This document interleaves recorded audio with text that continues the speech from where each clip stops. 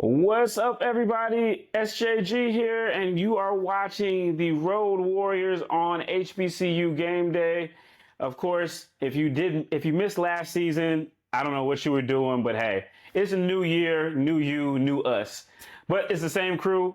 We got myself, Joshua Williams, and Jacobi Simmons as we prepare you guys for the 2026 HBCU football season. And I know y'all know that them saxophones are getting just a little bit louder because we're only a couple of days away. What's going on, guys? How y'all doing today?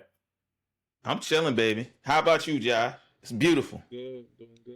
Ready to get the season rolling. Yeah, it's coming whether we're ready or not. So again, we're trying to refresh everybody to what this is. So at HBCU Game Day, we actually for the most part do our best to get out there, especially during football season and basketball too, get out and go to the games, be amongst the people in the crowds, and put boots on the ground and cover these games, covering, well, obviously, these guys are two camera extraordinaires and they tell stories primarily with their cameras. Me, I'm a little bit all over the place, but you already know that. And last year we decided, we have so many interesting stories or so many things that go on at the games besides which end up on the highlights that we thought it was only right to bring you guys behind the corner a little bit. And again, these guys are usually behind the camera so that you don't always get to hear from them quite as much. So I want to make sure that we bring in their insights. So guys, how's everybody been? Catch everybody up on what's been going on. We'll start with the elder of the situation, Jacobi. So that's what we're gonna do. We're gonna bring age into this. That's what we gonna do. I mean, I ain't been doing nothing. I've been in MEAC Media Day. You know what I mean? Mm-hmm. I had a great summer. My wife got her doctorate this summer. You know what I mean? So okay. I'm definitely the stupidest one in the house. So, I get to enjoy, walking around and somebody saying Dr. Simmons. That's what's up. That's what's up. But... Well, congratulations to Mrs. Simmons. So shout out to her. And Josh, let everybody know. Go ahead and let them know what's been going on with you, man. I'm good now. But I had a little rough summer. Had a tragic accident to where I fell off of a stage at a trail ride function. Fell off the stage. Had to have emergency surgery to get 57 stitches put into my leg. Was immobile for about like a month and a half, and by the grace of God, I didn't break no bones, didn't hit no artery, didn't tear nothing too serious. Just had to have stitches. Got a little nerve damage in the leg, but it'll be all right. But then 5 to 6 months. But we finally back healthy. We back walking. I actually shot my first game last Friday during high school, and it felt good to be back outside. So just happy to be back. Happy to be back on my feet. Yeah, man, Yeah, man. Super happy that you're back on your feet, man. Sorry you had to go through that, man. But, sometimes, man, we go through things in life, and when we survive them, we appreciate them, appreciate things that much more. Since this is Road Warriors, I literally just got off the road, and I was in an accident, so we're in full transparency. So, it was unfortunate. Nobody wants to be in an accident, but, thankfully I was able to walk away from it. My car was still able to drive away from it, and hey, we're here. Hey, man, we got football to cover. We got so many things going on. So yeah, man, I appreciate everybody and glad everybody's here in one piece. Got the pieces together, and let's get ready. Now they're calling it week 0. They're still calling it week 0, but now everybody is playing, right? It used to be the only game you would get this week would be the MEAC SWAC Challenge, the Cricket MEAC SWAC Challenge presented by Toyota. Let's go ahead and get that out the way. But now, we do have a plethora. We got a whole smorgasbord, a smorgasbord of HBCU football action going on this week. D1, D2, all of that good stuff. Thursday night games, all of this good stuff. So let's get started. HBCU football is here, no matter what you call it. Week 1, week 0, it's here. So I'm going to ask Josh first, and then Jacobi, give me one thing that you cannot wait to find out about the HBCU football season. And I'm going to make it even more specific this week. Find out in the first week that you can't wait to find out. Well, not to spoil too much about my week 1 where I'm going to be going. But one thing that I hope to find out for the season is the MEAC going to be competitive. I hope the MEAC is going to be competitive. It's not going to be a two-team race. Hopefully it's not going to be, just 2 teams battling it out to see who's going to be the MEAC champion like it's been in the past, 5-6 years. So, week 1, I will see if one of the teams is actually going to emerge from the bottom to somewhat being a contender. So I'll see about that. So I'm excited to see how that goes. Okay. All right, Jacobi, you? Well, I'm just sitting here trying to find out if we got all these expectations for all these coaches and all these teams that we had last year, if they can maintain that momentum and bring that into this year. That's what I want to know. For example, we got Delaware State, for example, Johnson C. Smith, for example. You got Winston-Salem, for example. All those teams. So I want to see if they can back up all the smack talk or what people believe and what people expect from them. Or I'm going to be like Biggie. There's going to be a lot of slow slinging and flower bringing. I tell you that. So I want to see that happen, man. Okay. All right. Well, let's start with the Mid-Eastern Athletic Conference heading into 2026. Obviously, for those who don't know, the last 2 years, South Carolina State has completely run through this conference, which is why Josh was asking about, whether or not it was going to be a 2-horse race. Obviously last year, DeSean Jackson got Delaware State to where there was a de facto MEAC championship game, even though the MEAC does not have a championship game. But anyway, they were right there. Everything was there for the taking in Dover, Delaware, and South Carolina State just came and took it. Jacobi and I were there. I got a chance to go to my first Del State game, which I've now been to every MEAC stadium, which, there's only 6 of them, right? But, I've actually been to all of the HBCU stadiums from Delaware to South Carolina now. So I'm official now. I've been there to all of those. I just wanted to pop my collar on that. But South Carolina State, we saw what they did, of course, and they are predicted to finish number 1 again. But let's look at this predicted order of finish. We talked about this last week. But let's talk about, I'm sorry, not last week. We talked about this last month. But, obviously we had, South Carolina State picked to finish number 1. Still North Carolina Central, even after falling back to 3rd place last year, they're projected to finish 2nd above Delaware State. And then you've also got, of course, Del State. Then you got Morgan. It's, they're always in the middle. Morgan in the middle. And then up at the tail end, you got, God, who else do we got? We have Norfolk State, actually, who only won 1 game. They're on an 11-game winning streak. Why not make it 12? I'm just saying 12 is a nice round number. But anyway, they got a 11-game losing streak, but they still got predicted to finish above Howard University with the new head coach, Ted White, the MEAC Hall of Famer and legend. So I'm going to ask both of you guys. We'll start with Josh and then Jacobi.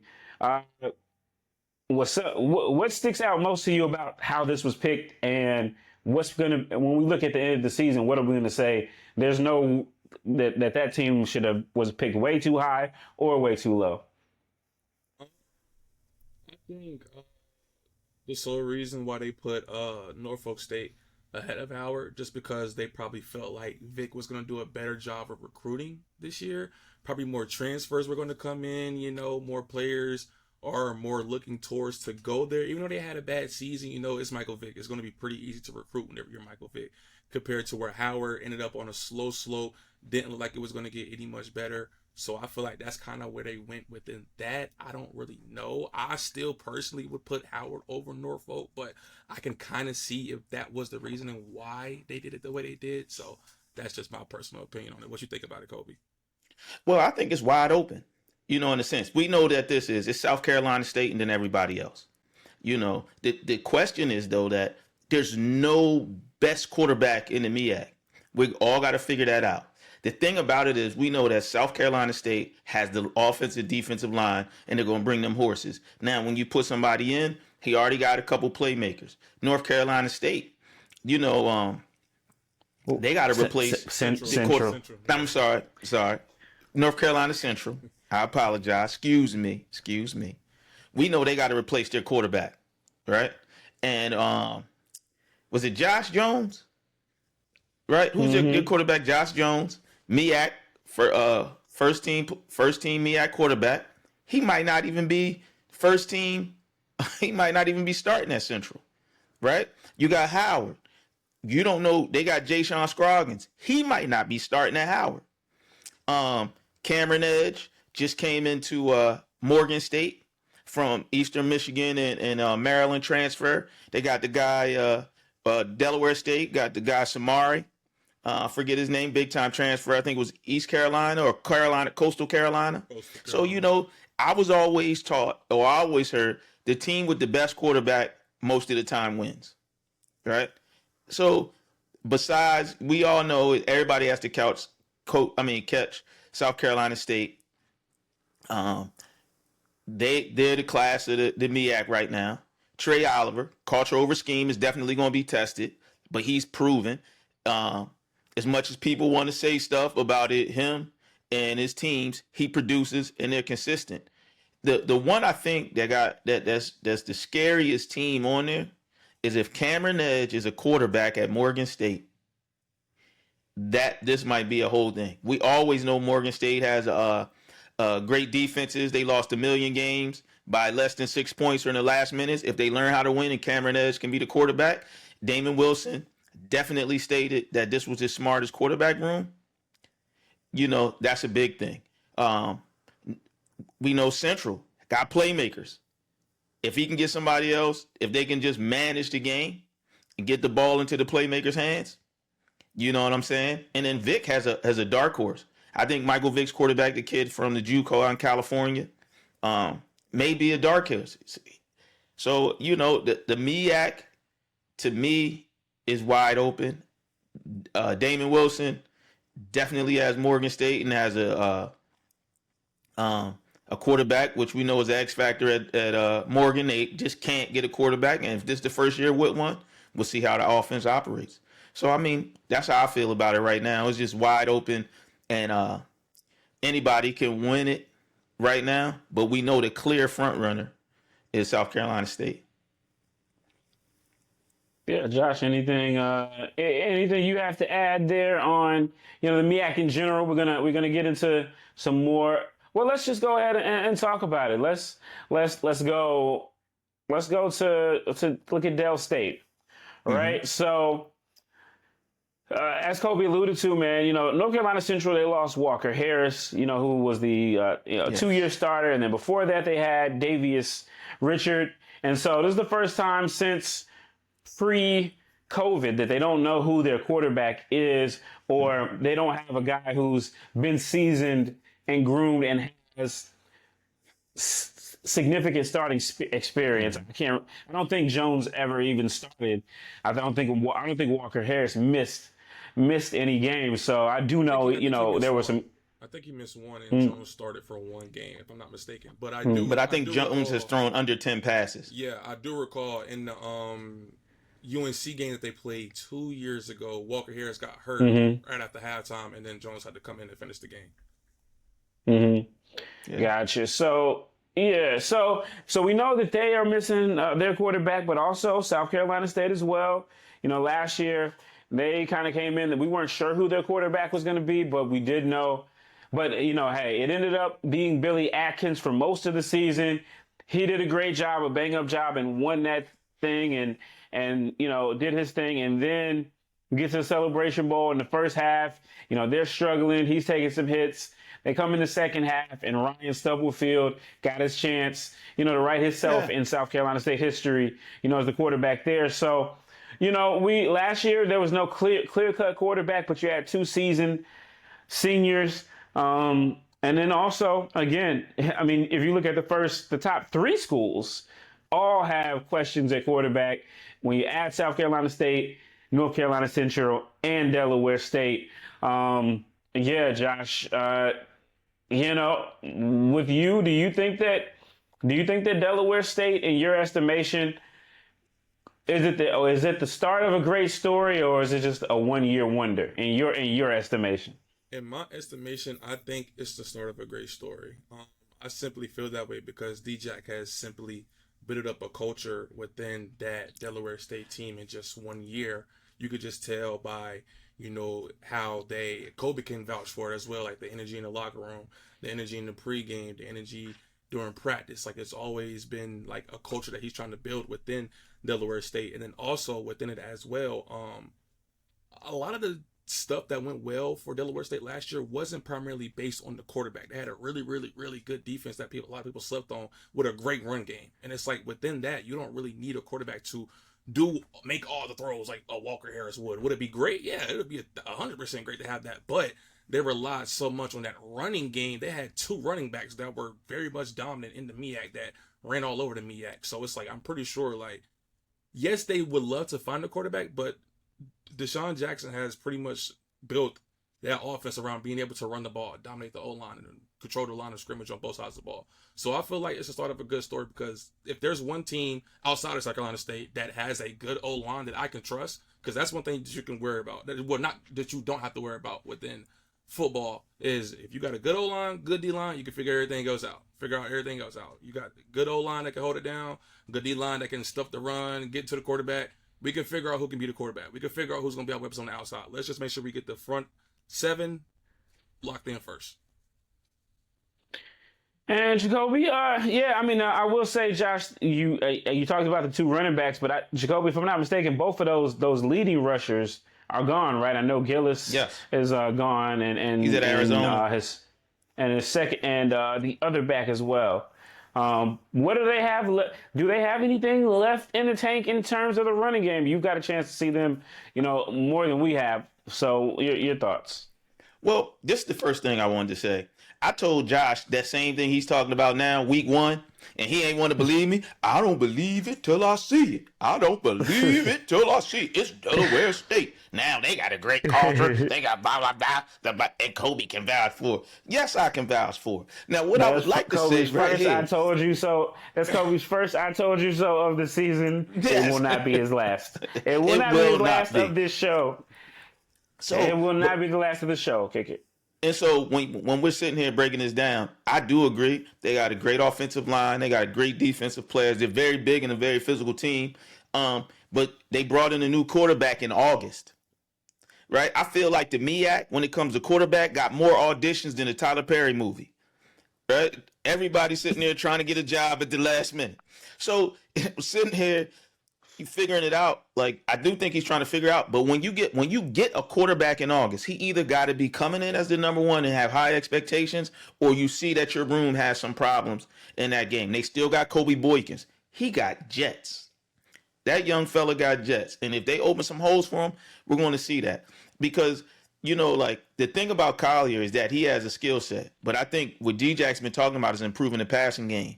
And that's what he's really looking to do and make some, because he got talent. He got big receivers. He got little receivers. He got a big tight end. So, I think he wants to move the ball. I think running, yes, they will be a physical team. But I think he wants to do a little bit more on offense. And they got Nemo Williams. And that brother, I don't know what it is. I've watched him, this whole season, and watching their offense play and how they play, man, they put up points. So if he gets a quarterback that's a little bit more accurate, that has a little bit more command of the offense, people are going to have problems. And, this is what I feel. DeSean Jackson looked at his quarterback room and said, guess what? Bring me another. When you get somebody in August, what else can you say? Yeah. You know what I mean? In August, that's pretty late. If a lot of people don't know football, that's very, very late. You normally want to bring in transfers around spring ball, early, whenever before school ends in May. You want to bring them in early so you can get that practice in. But you bring them in August. You got August, then the season starts literally at the end of August. First game 3 weeks. Coming up this Saturday. So to learn an offense, to build a culture, to get understood with the guys, to build the timing on those routes, it's going to take a lot more time than it is for other players that have been there in February, January, March, April, May. Like, it's going to be a lot easier for them to get that timing down compared to a quarterback coming in late in August. So like Kobe said, like I could just vouch for him. Like, there's definitely some problems going on with that room, and let's bring in somebody else to try to fix on in. And like he said, you don't bring in somebody in August to not start. That's just a waste of time. You're just wasting your time at that point. But I do like Sorey, and they still got a kid that was from Philly that was pretty good. He was hurt last year. So we'll see. Okay. All right, so yeah, a lot to look forward to up there. Now we got to look at the other end of the celebrity spectrum. Michael Vick, Norfolk State last year. You know, I think a lot of people thought that maybe out of the two he might have I think most people thought he would probably have a better season. You know, just depending on, you know, what Norfolk State had done under the previous coach versus what Delaware State, what people thought they had coming in there. But obviously, that's why they play the games on the field and not on paper. And they were, you know, one field goal away and barely getting into overtime away from a winless season in year one under Michael Vick. I know, you know, we all got a chance to see Vic on the sidelines at different games. I know Josh and I were at the first one. Jacobi was at the game with against Delaware State. So, you know, we all know that last year, and I mean, anybody who saw his TV show knows that last year was a pain. This year, let's just keep it, you know, a buck. How many wins are you giving Norfolk State? Each one of you guys. Who they gonna beat? Yeah, that's my thing, because I was looking at their schedule before the show. Their closest game is Winston-Salem State. I'm gonna say their best chance is beating Winston, honestly. And then they play Howard. And Howard, and I'm gonna wait because I have a lot to say about Howard too. They also play VUL and Chicago State. So don't play it. Don't play. Okay, so they got Winston. Hold on, Kobe. VUL, Chicago State. There you go. You just named their wins. But before we get started, Kobe, we gotta make sure that, like, you know, we vouch, like, you know, we don't want to be put in the BET clips whenever we're wrong and they come back to us, you know, and stuff like that. Man, it is what it is. You know, I just want to say, you know, until we see different, right? Literally, until we see otherwise. Until we see different. So before the difference, they're not gonna win. They're gonna lose this week. But go ahead. So the difference, you got to understand this. When you look at what Vic constructed as his coach and his systems and his structures, right? And then you look at what D-Jack put around him, it's a completely different ballgame. When you see with Delaware State, with all those pro coaches, all those coaches that came in and the structure that was set up, and then you look at Vic. I mean, Vic's coaching staff is true to who Vic is. He's a loyal, he's a caring and supportive person. I'll leave it at that. But that's also the thing that could be the problem. And I'm gonna say this week, this Saturday will tell us a lot about how the season was going to go. It'll tell us a lot, because if I'm pretty sure Steven can recall, whenever Winston went to A&T thought they was going to just punch him in the mouth, and Winston was like, "Nah, you're gonna have to fight for this win. It ain't gonna be that easy, you know." So don't. And Winston has an advantage. Coach. Yeah, they got the new coach. But where did he coach before he went there? He just came from Norfolk, so okay, he know a little something. This might be revenge. Yeah, and so I'm gonna say this. I will say, because I've been keeping in touch on it, he has brought in some good transfers, but not at the right positions. He's brought in a lot of skill guys. I've been watching. It's a lot of skill guys. But that wasn't the problem last year. They had good skill guys last year. The problem is their O-line and their D-line. And the quarterback was too inconsistent throughout the season. I mean, one game me and Steve went to, it was one quarterback, then another quarterback came in at halftime, and he did better. The next thing you know, the quarterback that did better wasn't even starting the next game. So it was just like, I know it's too many inconsistencies with that Norfolk State team to where I don't know what to expect. So for the wins, though, they got to be VUL. Has to. And Chicago State, Got to. Winston, I don't know. I don't know if I can give them that right now. I don't know. I understand. You know, Bubba Dub said it best, right? That one quarterback for Norfolk State last year. You know Bubba Dub, right? Right. Yeah, you know he says it best. Trash.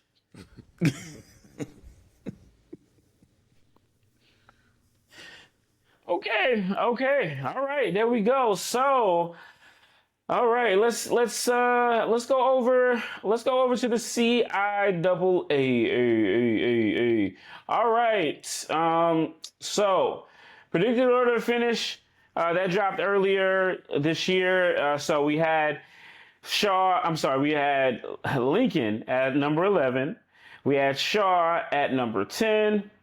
We had Bluefield State at number 9. We had Bowie State at number 8. We had Elizabeth City at number 7. Livingstone College at number 6. Winston-Salem State predicted to finish 5th. 4th, Virginia State. 3rd, Fayetteville State. 2nd, Johnson C. Smith. And first, those guys from Lombard Street, Virginia Union. All right, so, all right, let's go down the rabbit hole here. Virginia State, they've got R.J. Matthews back, the quarterback.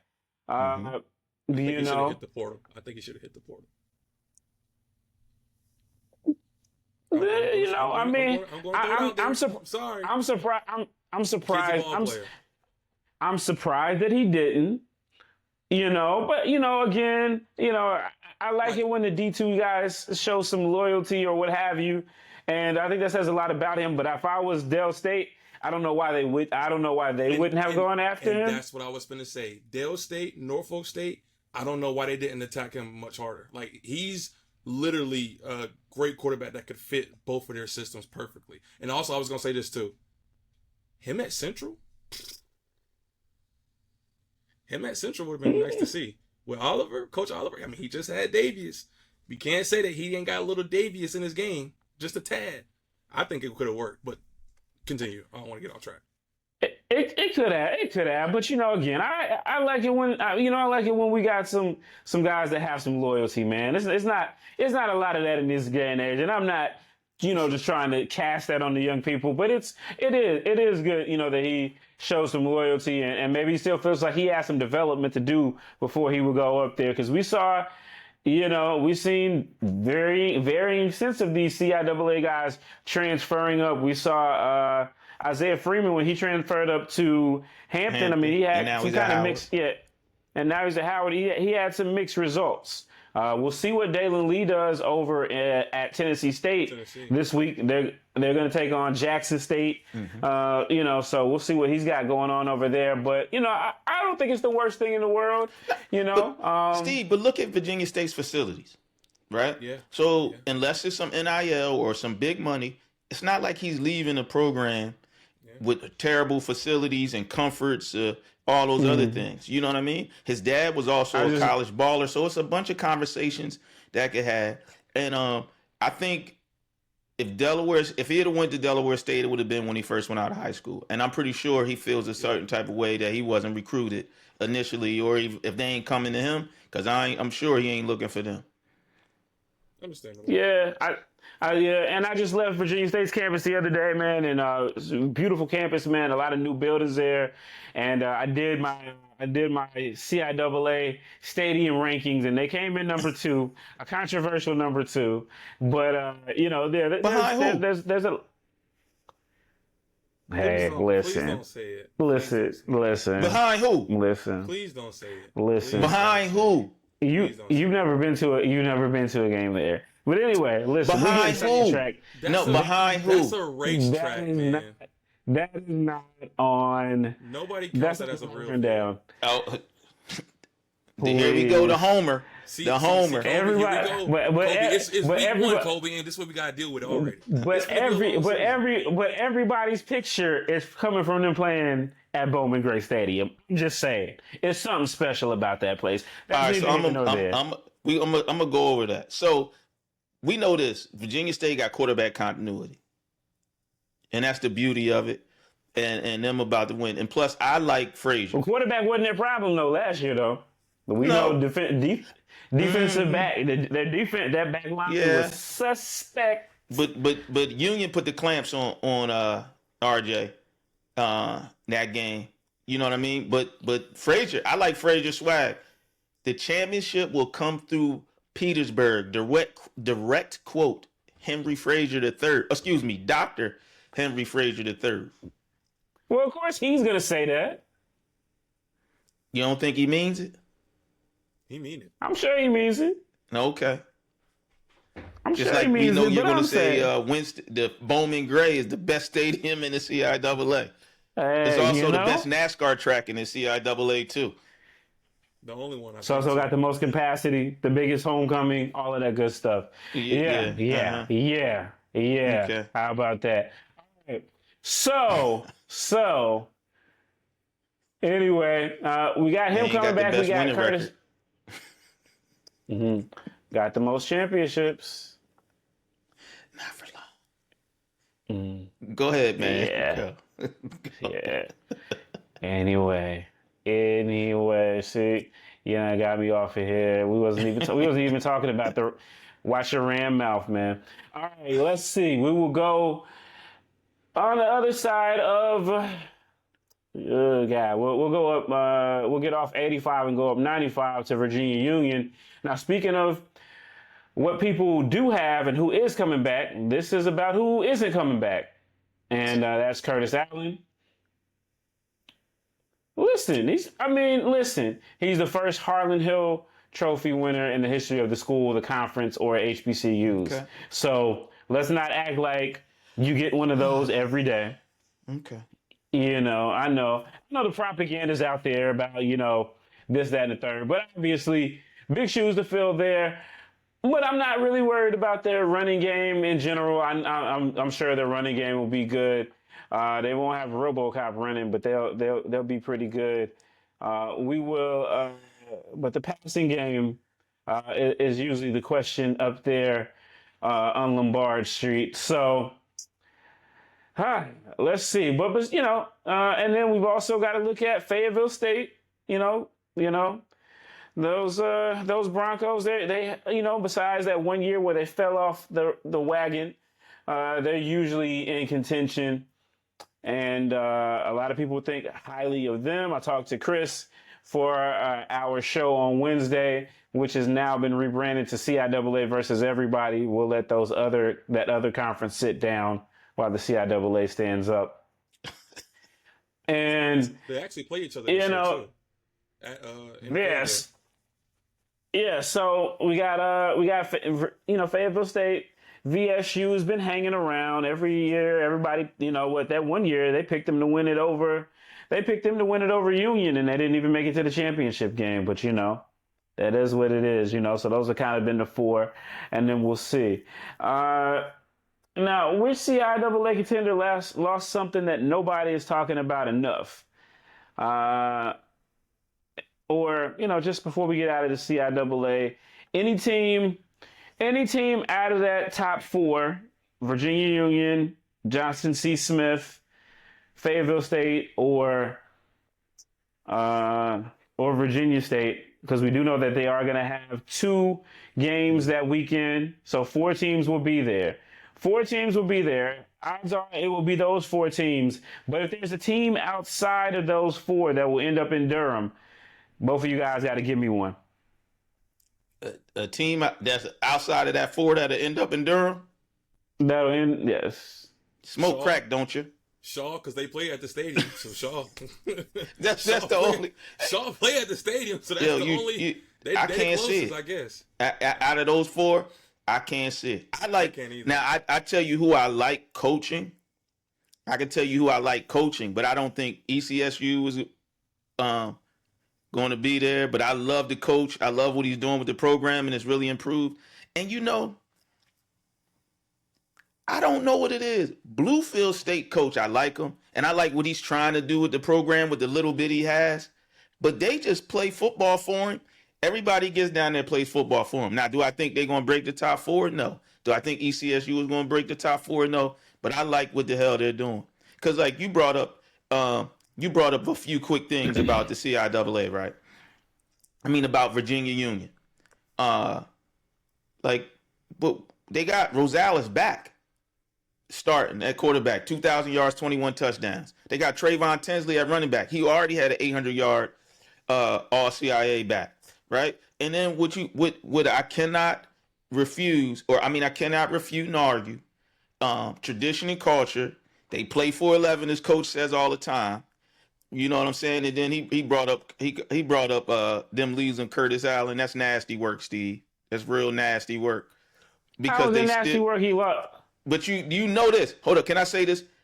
Every year there's one going. We said, how can they replace Jada Byers? You said, how can they replace the other running back? Like that's disrespect. They find a way. They get a person, and then you want to leave out Trayvon Tinsley if he wasn't up and coming back. I didn't say they couldn't. I just said, do they? Right, and then listen, Curtis. I will tell you this right here. Curtis Allen covered a multitude of sins because passing them as a passing team, and also not only that, he also covered the fact that they couldn't really their pass defense was not good. I don't disagree, but they find a way to win. Rosales had 2,000 yards and 21 touchdowns, man. That's because everybody had to stop RoboCop. Well, listen, that's the identity of the team. That's the identity of the team. Now I'm gonna say this. I also can say this, right? And it's the beginning of the season. We can say whatever we want, but Maurice Flowers said this: the perfume is great to smell, but dangerous to taste. So we can say whatever we want. You cannot exclude JCSU, Johnson C. Smith, right? They got second. I think I know why, because their quarterback is in question. And yes. Kind of the same thing with, like you said about Delaware State. They have I went to their spring game back whenever they had it months ago. They had a couple of different quarterbacks that they were trying to work through and see which ones they was going to go with. But I can tell you this right now. The run game is going to be just fine, and that defense is going to be just fine. I can tell you both of that right now. I don't know about quarterback through the air. I don't know what they're going to do about that. The DBs are a little bit on the smaller side, but I will tell you this. You will not be able to run the ball versus them, and they are going to be able to run the ball. I will tell you that. And I've learned not to count out Coach Flowers. Can't but you got to give Parker and his team, his system, and those coaches up at VUU their respect too, because they for the last 5 years consistently sitting there. And and then when you get to Fayetteville State, come on, Coach Hayes. Coach Hayes. What for last 10 years? How many times he been in the championship game? At least 3 that I can count from me covering. Yeah. Nah, it was 6. Yeah, that's what I was Gary said. I can't. In my heart, I can't count any other team besides what I call the Big Four. Virginia State, Fayetteville, Johnson C. Smith, and Virginia Union. I don't see no other team being able to crack that group. Okay. We'll see. We will see. Hey, that's why they play the game. And Why, you thought we was going to say Winston-Salem? I know you didn't think we was going to say Winston-Salem. Are you? You must be tasting the perfume. I will say this though. They're the all-conference leader in reception yards last year. Did come from Bluefield State. He did transfer to Winston, but they don't have Dalen Lee no more. So I don't know about the quarterback. Yeah. But he transferred back to Winston. Yeah, because he was there before. And he did lead the conference last year. Listen. I didn't say nothing, man. Listen, y'all know. You see how he get. I have not brought them up directly at any time. Y'all keep bringing them up. Steve, you slick with it. Don't play with me. Now you playing with my emotions. Y'all keep bringing them up. Kobe, it's gonna be worse because he ain't said it yet, but I'm telling you, it's gonna happen soon. Oh, and now I'm gonna tear him up every time. I ain't giving him a break. They won the championship. The girls won the championship. He not. I'm telling you. Oh, flag football? That and the basketball. He ain't brought it up yet, but I'm telling you, we gonna hear about it all year. We gonna hear about it. Not if that Fayetteville State coach get on his ass. He ain't had a chance to say nothing because we ain't had no show since. But I'm telling you, I can't wait till Cheney get in the CIAA. But go ahead, go off. What's next, Steve? The only coach I got to worry about is Coach Tierra Terry in women's basketball. Ain't no other. Everybody else, she the champ. She the champ. We the champ. Hats off to the champs since y'all brought them up. See, I was let's go. We'll moderate. What's the next section? No. Because every year, Kobe, everybody knows that I'm a Ram. Everybody knows that I love WSSU. That's no secret. But you damn near got everything but a degree from Virginia Union. So you are a So are you questioning my journalistic integrity? Are you questioning my journalistic integrity? You're a halfway closeted Virginia Union. Stand. Ain't nothing closeted. So I love all my people. Closet. Exactly. I love all my people. There we go. Because as soon as I said, hey, he's big shoes to fill. The man just won the Harvard Hill. Like, what else are you supposed to say? But every year they say they got big shoes to fill, Steve. Yeah, Steve, we can't say you got to be realistic. We watched Jada Byers. And what was the running back before him? We watched. And nobody, now listen. Nobody was super surprised because, again, we've been watching Curtis Allen before. And you would be surprised about Trayvon Tinsley? Like, come on. The only reason he was sitting the bench and didn't get the rock that much is because he was behind Curtis. So, like, what we talking about? All I'm going to say is I don't doubt running back factory, a.k.a. Virginia Union. I don't doubt. Say that again. Say hold up. That wasn't me who said that. Say that again one more time. I don't. One more again. I don't doubt. How many they got drafted? How many they got drafted? All right, let's see. How many of them has ran through the CIAA consistently? Like they always somebody.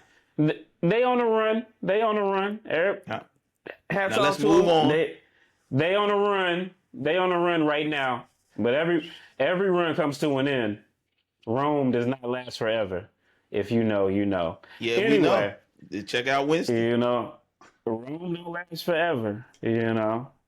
See, look at you. Why are you so just hating to be hating? I ain't even have to see, guys. This is because you a homer and you be throwing. Let's move on. Listen, I don't even have to say anything. Move on, man. I don't have to say anything. Next segment. Rent free in Toby's head. All right. No, because you're not going to do me like this about Winston. Damn it. I'm serious. Now, that's not what you're not going to do. All right. Let's go to the SWAC. Andrew Body. Playing my Ram face like that. All right. Let's go to the SWAC. Alabama State predicted to win the SWAC East. I don't like that. Okay. Don't like it. You're not buying it. Okay? So do you think it's still Jackson State's division to win? Yes, I do. And the sole reason why I say that is because Alabama State lost a lot on offense. Mm-hmm. Now, even though Andrew Body is the offense, we can't just discredit that they had an HBCU All-American and Jalen Jones that was out there killing it at receiver. They lost another receiver as well. I can't think of his name right now. But they lost two of their main top two starting receivers that were both HBCU All-Americans. Jalen Jones with the Texas Tech, transferred to Texas Tech, one of the top teams in the country now. So that just lets you know how great of a player he was. And then also, I can't remember where the other kid went, but they both transferred out. The defense, I don't have no problem with because Eddie Robinson, he's always going to have a great defense with him. I don't have a problem with that. I just don't know, like, Andrew Body's going to have to do even more than what he did last year. Is it possible? It's very much so. It's Andrew Body. I mean, come on now. But it's going to be a lot more. He's got to stay healthy. Exactly. You know? And now to go to Jackson State, to where we've already seen Jared Lockhart. Yes, it's going to be his first full season starting. We already seen how he's looked. Second year in the system, he's going to be more comfortable. Also, they got their HBCU All-American back, Nate Rimmer, who in the NCAA rules somehow, some way, don't ask me about it. I don't know nothing about it, but he got an extra year of eligibility. How? I don't know, but he's back. They lost Travis Terrell Jr. I understand that. He's going to Purdue. I get it.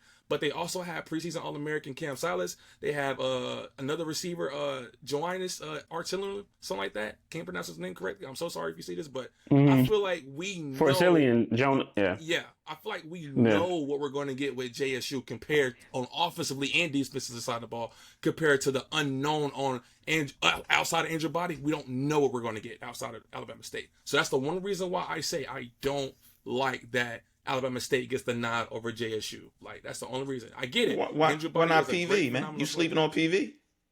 PV's in the other we were side. just talking about the East. We were just talking about the East, but yeah. PV's on the West. I ain't got no problem with PV. Even though you did bring it up. They're on the West. I get it.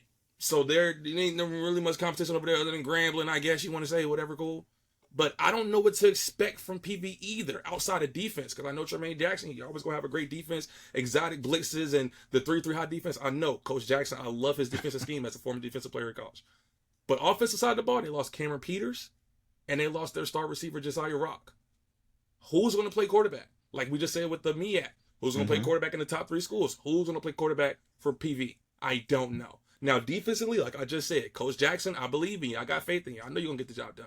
But who's going to throw the ball? Who's going to catch the ball? I know they got their HBCU All-American coming back. Their tight end, he's coming back. But you need more than just a tight end to run the offense. You need the quarterback. You need good weapons on the outside that can spread the ball down the field like Josiah did and Cameron Peters did. A lot of to the reason why they did so good in the Celebration Bowl. But as you guys seen in the Celebration Bowl, the offense was dead in the second half. So I'm just saying I don't know if I like how the SWAC got these preseason rankings going. Now, may I be wrong? I might be. But I'm going to go with what I've already seen compared to the unknown. Just me personally. But the problem with Jackson State is they got new linemen. Their O-line is questionable. Very true. So now when we're sitting here talking about that, remember what I said in the beginning. Who got the best quarterback in the conference? Andrew Body. Right? What do we say need to be important to win a championship? The O-line. They got a quarterback, but who would you rather have? Jared Lockhart or Andrew Body? Andrew Body, 100% of the time. All right then. And who got the better line right now? Alabama State right now. All right, that I rest my case. And I understand that, but once again, Body can't throw it to himself. He can't. He can't throw it to himself. And like I said, also, Jared in his second season, fully in the offense with his best player coming back. I got you, but if they can't protect him, I'm with you. I'm with you on that. Only thing he gonna be throwing himself to the hospital. And I'm with you on that. And also because they got good defenses, like you talked about. Running backs as well. They lost their two running backs. They lost Travis. Well, they're gonna have to be a running game. They're gonna be like Virginia Union. Every team needs a running game for their quarterback to succeed. Well, I'm talking about with them linemen. I just personally believe I'm going to lean more towards what I've seen already compared to the unknown within that. And also, Jared Lockhart is from North Carolina, and that's my dog. I filmed him in high school, so I got you. A little bit of a bias. Respect. A bit of a bias. So all right. So let's as we get ready to close, because everybody's got to get ready for the week. Man, God, I literally thought about this today. Literally, media coaches press conferences are tomorrow. The weekly media news conferences are tomorrow. Oh man, I'm happy, but man, I'm already tired.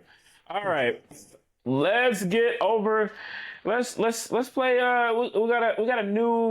We got something new we're bringing to the show. Maybe we'll keep it. Maybe we won't. We'll see. Let us know what you guys think in the comments. But this is going to be called Saxophones Getting Louder. Now, this doesn't automatically mean somebody needs to be fired or benched. But it does mean that something's starting to feel dangerous. So it can be a coach, a player, a coordinator, a preseason favorite, a quarterback situation, program expectation, or somebody who might need to start looking over their shoulder. All right, so let's Josh, go ahead and tell me who the saxophones are getting louder for in your estimation. So for me personally, I got two. Oh, okay. Number one, Morgan State head coach. I like him. I like him a lot. I do. But it gets to a point to where you're always feeding us all this information every preseason, and during the season, you can't put together the offense. You can't find the quarterback. You can't develop one. We got to figure something out. We're tired of seeing the defenses ball out and the offense never come to play. We're tired of seeing you have the weapons on the outside like Kobe tells us every single year, but they can't find the quarterback. We got to see it sometime. Sometime it has to come into fruition, Coach. Coach Wilson, correct? Coach Damian Wilson, correct? Yeah. We got to put it together, Coach, and I like it. Met you, dapped you up, shook your hand. Cool guy, great energy. I loved it. I had a great time at Morgan State. Kobe was there with me, to be exact. Had a great time. But this what year is this for him? Five. And in all 5 years, we've heard, oh, our defense is great. We think we got the offense figured out. It's been 5 years, big dog. We got to figure it out. So that's my one. And my number 2 is kind of expected, but not really though. I was a little bit high on them last year, and they sold me short. A&T, Coach Gibbs. Hey, I know. Year 2? They didn't get ladder in year 2? Well, the last coach did get out in 2. Hear me out. They wanted you. They bought out the last coach to come and get you. You setting a lot of expectations. You talking a lot. And I like it, Coach Gibbs. You my dog. Dap them up. You know what I'm saying? Been to a couple of games. I had faith in you last year. You let me down. You know what I'm saying? But if there's any year to beat Central, it's this one. If it's any other year to beat Central, to finally get back on track into this rivalry, it's this one. When we were talking about we don't know what the quarterback situation is going to be. Yes, they got the MEAC player of the year, preseason player of the year, and Chance Peterson, but they ain't got the quarterbacks that they used to have to dominate y'all. This season, you got to figure out a way to get over that hump. Because if not, it's going to get ugly. It's going to get ugly because this is your second year. You got the recruit. You got at least one more. Because if you go 3 years and you won't win over 5 games, they're going to be calling for your head next, Coach. And Coach Gibbs, you know you're my dog. My dog. But we got to figure something out. At least just beat Central. Just beat them in one of their lowest years. Can we all agree that this is probably going to be one of Central's lowest years in the past 5 years? It's going to be one of their lowest years more than likely. You got to catch them while they down. Even though y'all down too, but maybe y'all on an even playing field now. You feel what I'm saying? So if there's any year to get it done, gotta be this one. Well, we'll find out Saturday. Because if they don't beat Morgan, they ain't beating Central. They ain't gonna beat Central. You know? But I ain't gonna lie. We ain't talk about it. I ain't gonna say too much. I went to Central Spring game. You better watch out for Trey Oliver ban you from the. Oliver, my dog. Coach Oliver, my dog. Coach Oliver, my dog. I'm always scheming. All right. That's my dog. All right. Let's get to Jacobi. Who are the saxophones getting louder for in your estimation? Well, I can agree with Josh, with Coach Wilson. That's my man. But I can understand everybody else's perspective. But I do understand like where he came from. Unlike a lot of this. Even when you talk about Delaware State ain't had a problem, Norfolk State, he had 35 people at spring ball when he got there. He established institutional control. He improved grades. But I know at the end of the day, everybody on the outside, nobody sees that. All they see is W's, and they expected him to finally get some W's. And they got ballers. And they always have ballers. Now they got a quarterback. Hopefully we'll see this week. And we'll move there. I didn't get a chance to see him this spring ball. A lot of things going on, but he said that's one of the most intelligent quarterback rooms that he has, and I trust him. But if he doesn't win a significant amount, or if he doesn't win some of them games, those 6-point games, if that doesn't turn around, I know people are going to start blowing the saxophones. And Michael Vick, if he turns around another only beat Division II's year, you better start blowing them horns. Oh no. Yeah. The only reason they're paying him for almost $500,000. Yeah, but it's like to be 3-9. I don't know though. I don't know because it's like he's going. It's like, what do you want from your institution as an athlete or whoever controls the hiring and the firing? Yeah. Well, that's the same thing. So do you want wins? Well, people gonna stop coming. And Lincoln, if Lincoln doesn't turn around soon, that their coach might have a issue too. And I like Coach Turner. Coach Turner is solid, great person, great everything. But if he doesn't put some wins on the board, I got a quick question for you, Kobe. Go ahead. If you think, do you think if Vic has like another season to where he doesn't win a Division I game, and let's just say they have a chance to fire him to go get a better coach, like if Union's coach opens up for the job and they would go get do you think they would go get Union's coach and get rid of Vic? I don't know. Like I don't know in this day and age, because I have a few coaches that I think if they were in better situations, they would have more wins. Like I told you, I think like when you look at Virginia Union staff of coaches, they had any one of their coordinators probably could be a head coach somewhere. You look at Davon Morgan at Bluefield. I mean, his resources isn't like any other place, but he gets players and he gets them the ball out and they end up leaving. They come, stay a year and leave. You know, it's coaches like that. I mean, you got Coach Flowers. So like, I don't know what people are looking for, or what they're trying to do, or what they're trying to put together. But I mean, and I cover the North mostly. I can be honest.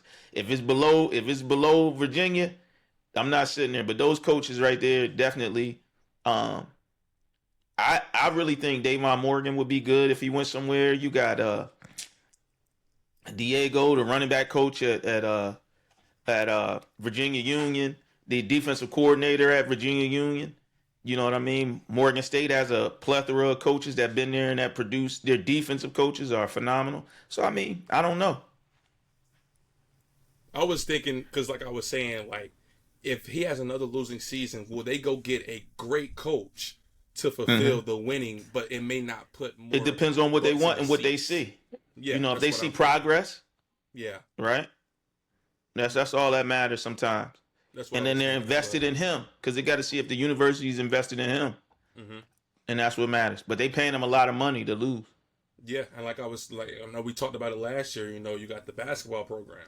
You know, how much money is going over there whenever they're actually winning. You know, so it's definitely a topic, you know, that we could talk about another day. Right. So I'm gonna go ahead and get mine too. My saxophones are getting louder. So before I do this, taking this hat off, I'm putting this hat on.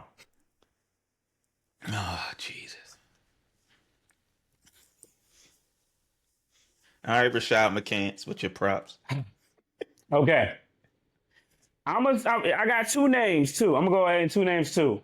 One of them is in the SWAC, Mickey Joseph, the head coach over at Grambling State. You know, obviously we saw Prairie View did last year. Texas Southern is kind of in the background. We're going to see what they're going to do.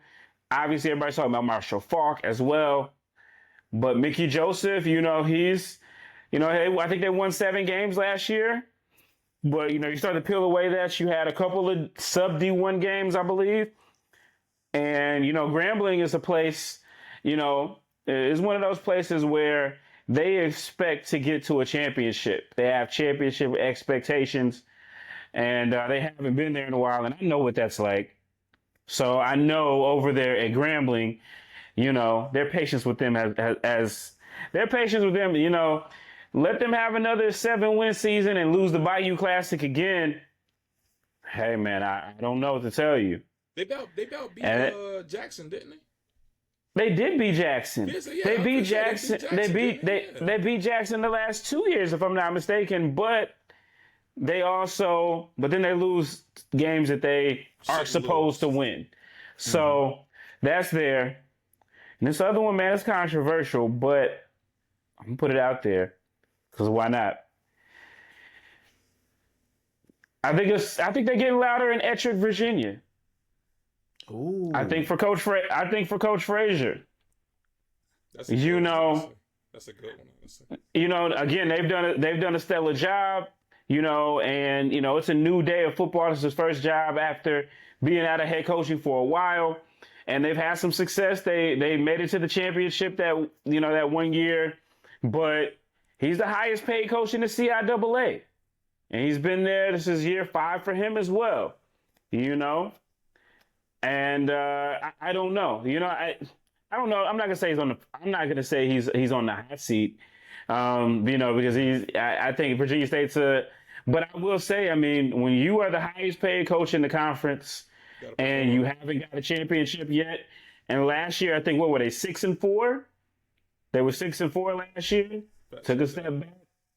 So I feel like the saxophones got to be getting louder for Virginia State and Dr. Frazier. Now, I know, I'm gonna see him, and I know he's gonna let me hear about it, But look, it just is what it is, right? It wouldn't be me if I didn't say something that was gonna take somebody off. So they went 6-4. They went 6-4 and 4-3 in the CIAA. 6-4, 4-3. Now that was 1 year, but that 1 year they started off 8-0 and didn't get in. Then the other year, they've had some good starts or whatever. So I think the pressure's got to be on at Ettrick. I mean, he's making some good money. But, they pay good money up there. So we'll see. Saxophones getting louder over in Ettrick, Petersburg. All right. So, all right. It's not quite September yet. We got our first week to go. All right, let's go ahead and put it on tape. All right, we kind of got a lot of this. Taken care of. But what's your hot take of the week as we head into this week 0, week 1? Josh, what's your hot take of the week? It could be an upset. It could be a player, that's gonna break out and wow everybody. It could be any of that. It could be even band related. So I'm not touching bands ever again. I'm not touching bands ever again. All right. I'm gonna take a leap of faith on Kobe on this one, just because I didn't believe in him last year with Delaware State, and he was right. So Kobe my dog, and I'm gonna take a leap of faith with him this year. My hot take: Morgan State has finally found a quarterback to run their offense. I'm hoping it's the case to help me out this weekend. But my hot take is Kobe's been telling us, they even said that this is probably one of the smartest quarterbacks he's had, one of the ones that he's liked the most. And I'm gonna take Kobe's word, because last year I gained up on Kobe. I didn't believe him. Delaware State train. And I had to, I had to take that L. So this year I'm gonna have faith in my dog. This year, Morgan State is going to have a real legit offense, an actual offense with a real quarterback at the helm. So that's my hot take. Kobe, if you're wrong, I'm gonna have to talk to you. All right, Kobe, your hot take of the week. Oh, I'm scared to say this because I don't want to get banned from Central. But and they use a lot of bulletin board material. They do. But I do believe the championship game, the MEAC championship game, will be at South Carolina State last game of the season. And if you guys don't know, that is South Carolina State versus Delaware State. Delaware State comes down to South Carolina. So that's what he's saying. Okay. I thought you was gonna say something else to kind of what I touched on a little bit earlier. Oh no, I haven't seen him that much. I thought you was gonna say that. That's a bold one. No. I said what I said, but I still don't think that they're gonna get the job done. But, I thought you was gonna say that, but I said that's a bold hot take. My hot take is that the CIAA will sweep the soft, of course, inflated athletic conference. I can see it. Yeah, CIAA will sweep them. I think there's only 4 games this year, including Johnson C. I'm putting my faith in Johnson C. Smith. I know they won the championship last year, but it still don't feel right. So what you saying that? Are you saying somebody win? There's a CIAA versus MEAC game this weekend, right? No, I said SIAC. Oh, okay. I thought you said CIAA. Oh, okay. I know. I said CIAA versus SIAC. And that's what the soft, inflated athletic conference. Yes. Gotcha. No, that would be the protracted conference. Okay. So yeah. Okay. All right. Last but not least, where is everybody headed? Where we actually go in, start with Kobe, then go Josh, and then it'll be me.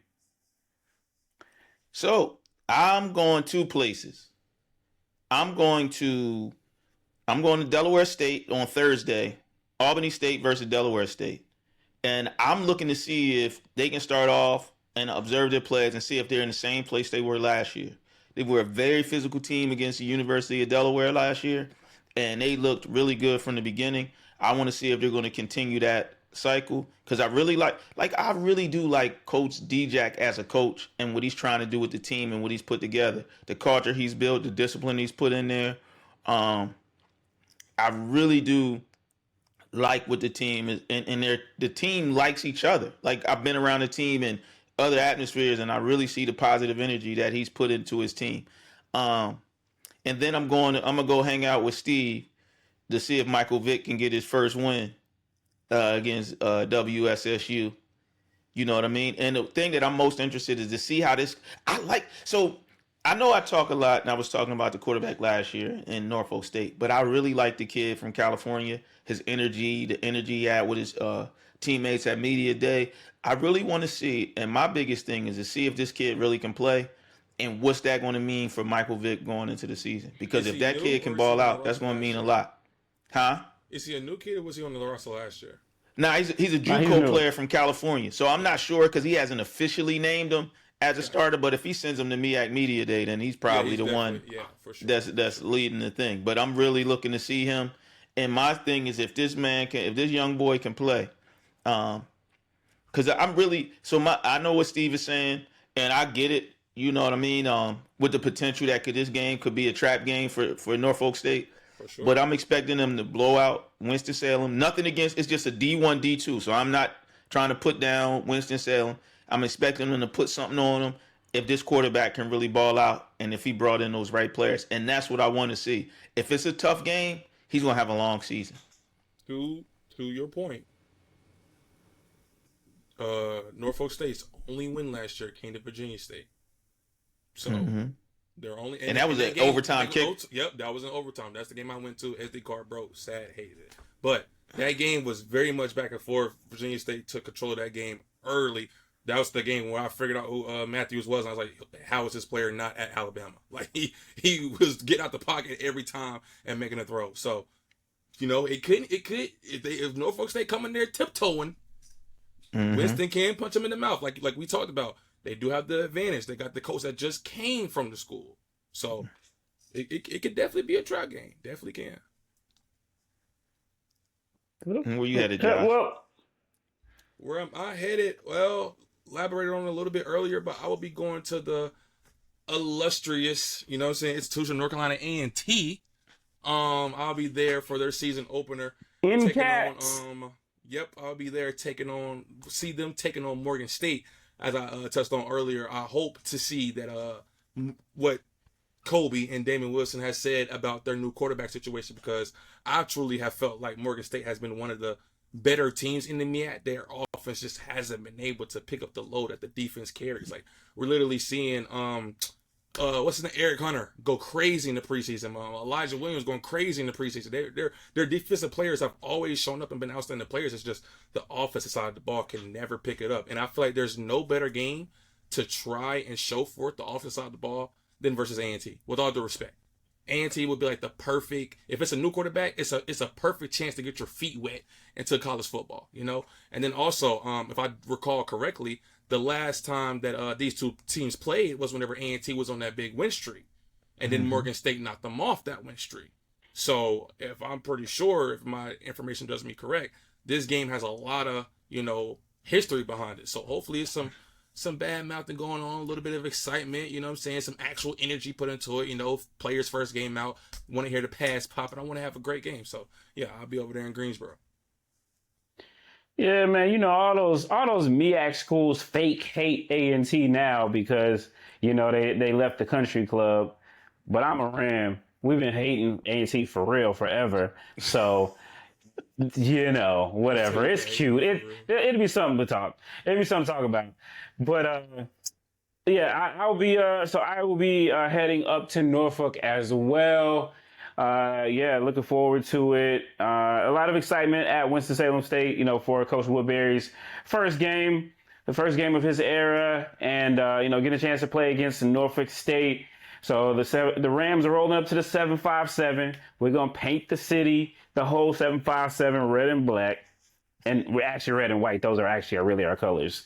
Black's not our actual official color, but anyway, now we're gonna have a good Ram time. We're gonna do some alumni stuff, and it's gonna be a good time. I think that there's potential. There's potential in this game for it to be good. I think if the Rams can keep it close, anything can happen. I think Norfolk State is a team that, they got a lot of new pieces, right?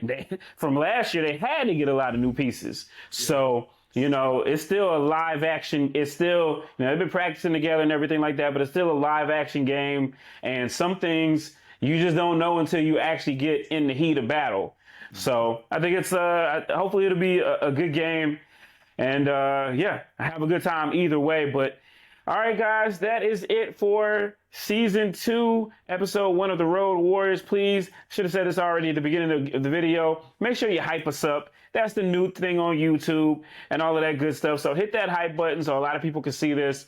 And let us know where you think that we should go in week 1/2. Now, are we going to go? And I'm not going to say all that. We got to check the budget. But, at least let us know. And we will catch you guys in the next video for Jacobi and for Josh. We'll catch you guys in the next one. Peace.